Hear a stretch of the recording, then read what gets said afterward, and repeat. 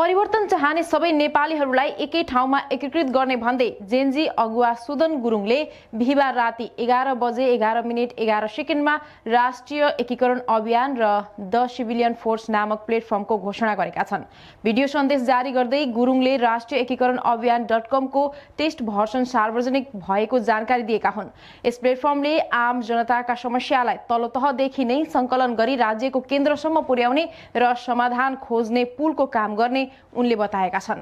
Civilian force गाउँको समस्यालाई केन्द्रसम्म ल्याएर समाधान गर्ने डिजिटल प्लेटफर्म हो, उनले भनेका छन्।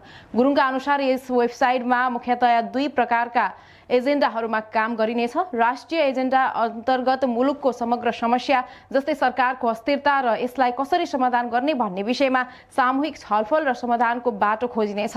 स्थानीय समस्या अन्तर्गत गाउँ टोलका बाटो, पुल, खानेपानी, शिक्षा, स्वास्थ्य जस्ता आधारभूत समस्याहरूलाई नागरिकले सिधै रिपोर्ट गर्न सक्नेछन्।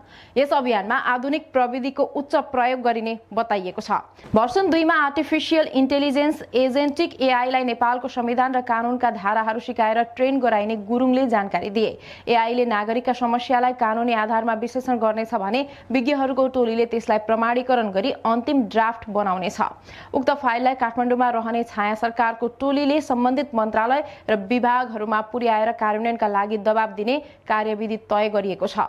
भिडियोमा गुरुङले भनेका छन्, चुनावपछि सधैँ नेताहरू शक्तिशाली हुन्छन्, तर अब जनता शक्तिशाली हुनुपर्छ। यो प्लेटफर्मले नागरिकको आवाजलाई संगठित गरी उनीहरूलाई नै निर्णयकर्ता बनाउनेछ। उनले यो कुनै राजनीतिक दल नभई देश परिवर्तनका लागि उभिएको नागरिकहरूको संगठित शक्ति भएको स्पष्ट पारे। हाल इन्टरनेटको पहुँच भएका ठाउँमा यो अभियान केन्द्रित भएको र आगामी दिनमा इन्टरनेट नभएका दुर्गम गाउँ र हिमाल पारीका जिल्लाहरूको समस्या कसरी केन्द्रसम्म पुर्याउने भन्ने विषयमा समेत गृह कार्य भइरहेको उनले बताए। स्थानीय स्तरको कुनै काम केन्द्रको एउटा सीमित निर्णयले रोकिएको छ भने स्याडो गभर्नमेन्टको रूपमा रहेको फोर्सले मन्त्रालयदेखि लिएर विभिन्न स्थान पुगेर उक्त समस्या समाधानको काम गर्नेछ, उनी भन्छन्।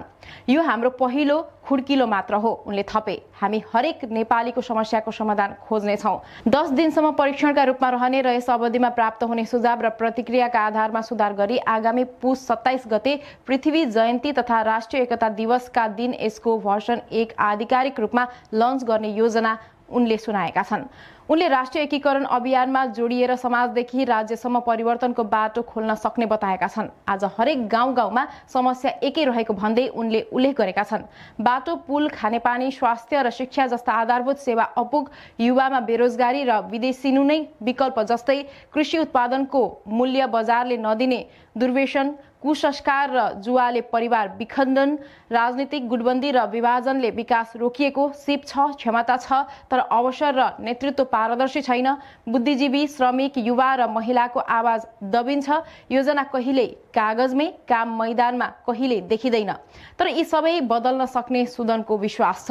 गुरुङले देश विदेशमा रहेका सम्पूर्ण नेपालीहरूलाई वेबसाइटमा लगइन गरी यस राष्ट्रिय निर्माणको महाअभियानमा जोडिन समेत आह्वान गरेका छन्।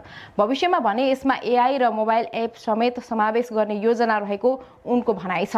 विशेष गरी जेनजी पुस्तालाई एकीकृत गर्दै भ्रष्टाचार विरुद्ध आवाज उठाउन यो मञ्चले प्रभावकारी भूमिका खेल्ने उनको विश्वास छ। उनी भन्छन्, सरकारले गरेको निर्णय विरुद्धमा आवाज उठाउनु पर्यो भने आवाज उठाउन सक्ने हिसाबमा सिभिलियन फोर्स बनाएका छौं। केही समय अगाडिदेखि सुदनले सत्तामा पुगेर गैर जिम्मेवार हुने दलहरूलाई लाइनमा ल्याउन सिभिलियन फोर्स बनाउने बताउँदै आएका थिए। यसमा सबै जेनजी एकै ठाउँमा आउने र सर्वसाधारण नेपालीलाई पनि जोड्ने उनको भनाइ छ। जेनजी आन्दोलनमा उठाइएका मागलाई मुख्य आधार मानेर भोलि सरकारमा रहेको व्यक्ति र कर्मचारीले भ्रष्टाचार गर्न खोजेको समयमा खबरदारी गर्ने र आम नेपाली तथा जेनजीले एकीकृत रूपमा आफ्ना माग समेत उठाउन सक्ने सोचका साथ यो प्लेटफर्मको उपयोग गरिने उनले बताए।